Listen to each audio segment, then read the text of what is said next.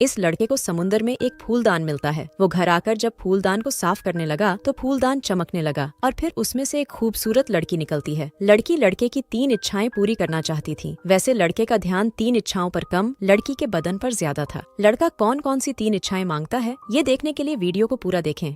कहानी की शुरुआत क्रिस नाम के लड़के से शुरू होती है, जो इस वक्त बीच पर टहल रहा था। क्रिस के साथ उसका पालतू सैमी भी था। क्रिस बीच के पास ही रहता था, इसलिए वो रोज यहाँ टहलने आता था। वैसे क्रिस पहले एक सिंगर था, लेकिन आजकल उसने गाना बंद किया हुआ था। बीच पर कुछ देर टहलने के बाद क्रिस एक जगह पर बैठ जाता है। वो बैठकर खुद भी खाना खाता है और सैमी को भी खिलाता है। खाना खाने के बाद क्रिस जैसे ही आराम करने लगा, तभी उसे लगा कि समुद्र में कोई डूब रहा है। वो जल्दी जल्दी लाइफ गार्ड के घर की तरफ भागता है, क्योंकि उसे अच्छे से तैरना नहीं आता था। लेकिन ना तो लाइफ गार्ड के घर की हालत ठीक थी और ना ही वो घर में था। अब क्रिस घर की टूटी हुई खिड़की उठाकर खुद ही समुद्र की तरफ बढ़ने लगा और फिर जल्दी ही समुद्र में कूद जाता है। लाइफ गार्ड बेवन पास ही टहल रहा था और उसने क्रिस को पानी में देख लिया था। समुद्र में क्रिस को कोई नजर नहीं आता। उसे वहम हुआ था कि कोई डूब रहा है और इसी वजह से अब उसकी जान खतरे में पड़ गई थी। धीरे धीरे वो पानी में डूबने लगा। पानी के अंदर उसे एक फूलदान मिलता है और तभी बेवन भी उसके पास पहुंच जाता है। जल्दी ही बेवन ने उसे पानी से बाहर निकाल लिया था, जिस कारण आज क्रिस की जान बच गई थी। वैसे ये दोनों दोस्त भी थे और एक दूसरे के घर आते जाते रहते थे। थोड़ी ही देर बाद क्रिस फूलदान लेकर अपने घर आता है। वो फूलदान को टेबल पर रखकर घर के काम करने लगा। वो घर में अकेला ही रहता था। घर के काम करने के बाद वो थोड़ा सा आराम भी करता है। रात को क्रिस अपनी बाइक उठाकर पास वाले बार में आता है। वो रोज दारू पीता था और दारू पीने इसी बार में आता था। आज क्रिस जैसे ही दारू पीने लगा, तभी उसके पास हाइमन नाम का आदमी आता है। हाइमन एक म्यूजिक कंपनी का मालिक था और क्रिस भी उसे अच्छे से जानता था। हाइमन चाहता था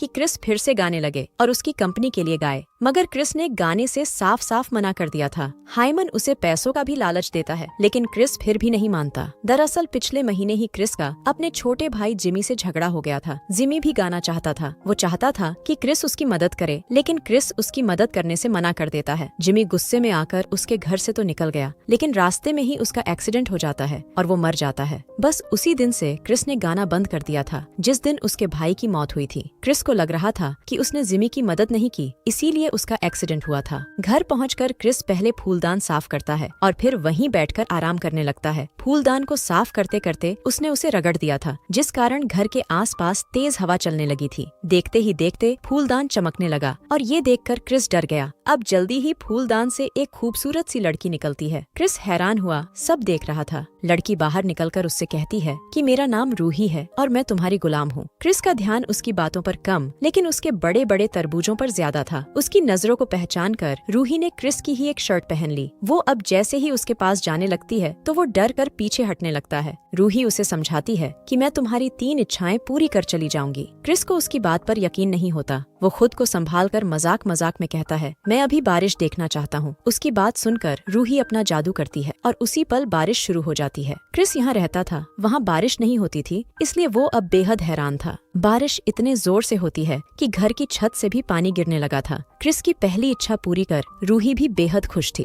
वो जल्दी जल्दी उसकी इच्छाओं को पूरी कर आजाद होना चाहती थी। कुछ ही देर बाद बारिश बंद हो जाती है। अब रूही क्रिस से उसकी दूसरी इच्छा पूछती है, लेकिन क्रिस कहता है कि मेरी कोई इच्छा नहीं है, इसलिए तुम अब जा सकती हो। उसकी बात सुनकर रूही उसे समझाती है कि मैं 3 इच्छाएं पूरी करने के बाद ही जा सकती हूँ। क्रिस के पास कोई इच्छा नहीं थी और रूही अभी जा नहीं सकती थी। आखिर में रूही फैसला करती है कि वो क्रिस के साथ तब तक रहेगी जब तक उसकी इच्छाएं पूरी नहीं हो जाती। अगले दिन क्रिस अपने घर के बाहर खड़ा था, जबकि रूही उसके वो कपड़े देख रही थी जो उसे फिट आ सके। जल्दी ही क्रिस भी अंदर आ गया। रूही उससे फिर पूछती है कि तुम अपनी बाकी की 2 इच्छाएं क्यों नहीं बता रहे। क्रिस उसे अपने भाई की मौत के बारे में बताता है। साथ ही साथ वो ये भी बताता है कि मेरे भाई की मौत के साथ ही मेरी सारी इच्छाएं भी मर गईं। रात को क्रिस रूही को उसी बार में लेकर जाता है। यहाँ वो अक्सर आया करता था। दोनों यहाँ आकर दारू पीते हैं। बार में बेवन भी दारू पी रहा था। क्रिस रूही को बेवन से मिलाता है और फिर वापस चले जाते हैं। दोनों ने आज काफी दारू पी ली थी, जिस कारण वो घर आते ही एक दूसरे का पानी निकालने लगे। अगले दिन भी दोनों साथ साथ घूमते फिरते हैं। दोनों कुछ वक्त एक झील के पास बिताते हैं और फिर बीच पर चले जाते हैं। रात होते ही दोनों फिर से एक दूसरे का पानी निकालने लगे। अगले दिन हाइमन लिज नाम की लड़की के पास आता है। लिज भी यहीं रहती थी और वो क्रिस की अच्छी दोस्त थी। हाइमन किसी भी तरह क्रिस को गाने के लिए मनाना चाहता था। वो लिज के पास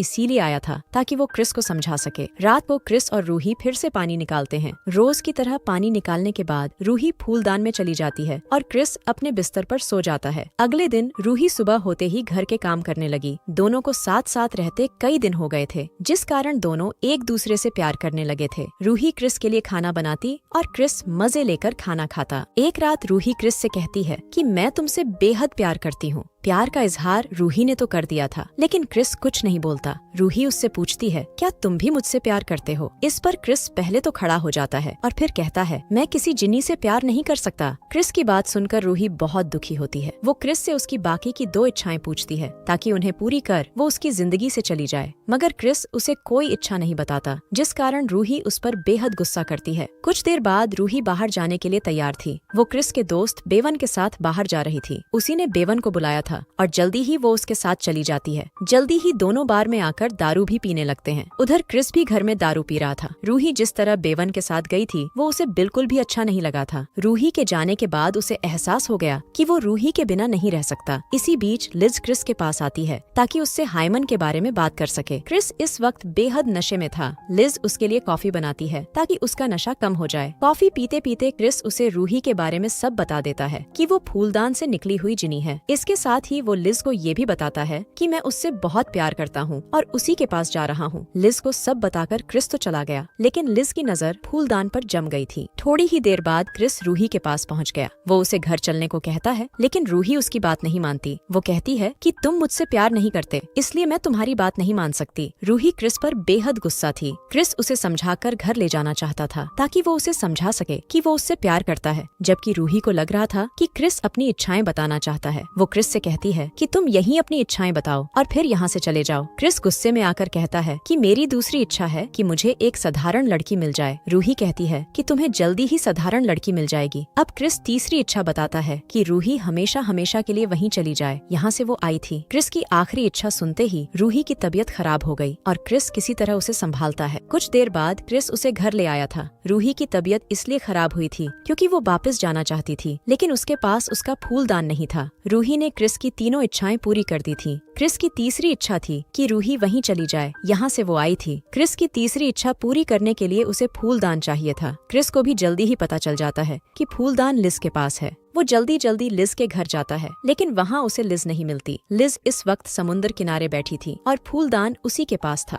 लालच में आकर उसने फूलदान तो उठा लिया, लेकिन उसे ये नहीं पता था कि इसमें से जिनी कैसे निकलता है। अगले दिन लिज को अपनी गलती का एहसास हो जाता है कि उसने लालच में आकर क्रिस को धोखा दिया है। वो फूलदान क्रिस को लौटा देती है, जिसके बाद क्रिस रूही को लेकर समुद्र किनारे आ जाता है। जल्दी ही रूही फूलदान में चली जाती है और क्रिस फूलदान को समुद्र में बहा देता है। अगली सुबह भी क्रिस बीच पर ही था। रूही के जाने के बाद वो इतना दुखी था कि रात को वो बीच पर ही सो गया था। वो जैसे ही नींद से जागता है तो उसकी नजर एक लड़की पर पड़ती है। लड़की बीच पर ही टहल रही थी और वो क्रिस के पास आकर उसकी तबीयत के बारे में पूछने लगी। ये लड़की बिल्कुल रूही जैसी ही दिखती थी और उसे देखकर क्रिस भी हैरान हो गया था, लेकिन जल्दी ही क्रिस समझ जाता है कि रूही ने उसकी दूसरी इच्छा भी पूरी कर दी। क्रिस की दूसरी इच्छा थी कि उसे एक साधारण लड़की मिले और अब वो उसे मिल चुकी थी। पूरी कहानी में हमें यही दिखाया गया है कि जो लोग जिंदगी से निराश होते हैं उनकी इच्छाएं भी मर जाती हैं। क्रिस भी अपनी जिंदगी से निराश था, इसलिए उसकी भी कोई इच्छा नहीं थी। इसी के साथ इस कहानी का यही अंत हो जाता है। हमारी वीडियो देखने के लिए बहुत बहुत धन्यवाद। अगर आप ऐसी ही वीडियोस के दीवाने हैं तो प्लीज मेरे चैनल को जरूर सब्सक्राइब करें। मिलते हैं अगली वीडियो में, तब तक के लिए नमस्कार।